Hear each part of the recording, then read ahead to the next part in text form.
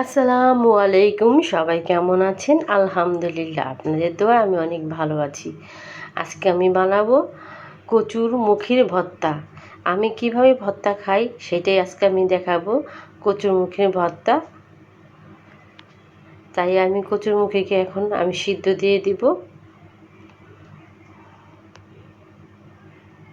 এই যে আমি কিন্তু সিদ্ধ দিয়ে দিলাম এবং বলকও চলে আসছে।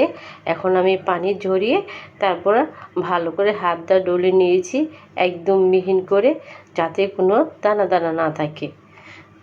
খুব সময় নিয়েই ভালো করে ডলে নিলাম।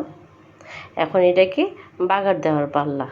এভাবে যদি খাই তাহলে এই ভর্তাটা কিন্তু অনেক সময় থাকবে বা খেতেও পারবো। আর যদি বাগার না দিই তাহলে কিন্তু অনেক সময় থাকবে না। আমি সরষের তেল এবং পেঁয়াজ ছেড়ে দিলাম, ভালো করে একটু ভেজে নেব। আমি কিন্তু এখন দিয়ে দিলাম কচুরমুখী, দিয়ে দিলাম লবণ এবং শুকনো মরিচের গুঁড়া ভেজে নিয়েছিলাম, তাই সেটা দিয়ে দিলাম। এখন ভালো করে আমি তেলের উপরে এটা ভাজা ভাজা করে নেব। এই যে তেলের উপরে ভাজা ভাজা করে নিয়েছি এবং নামিয়ে একটু হাত দিয়ে আবার ডলে নেব। এই যে আমার ভর্তাটা কিন্তু হয়ে গেছে।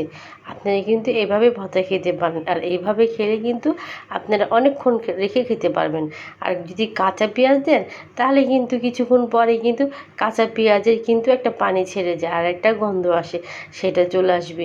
আর এইভাবে যদি খান তাহলে কিন্তু গন্ধ আসবে না, আর অনেকক্ষণ খেতে পারবেন।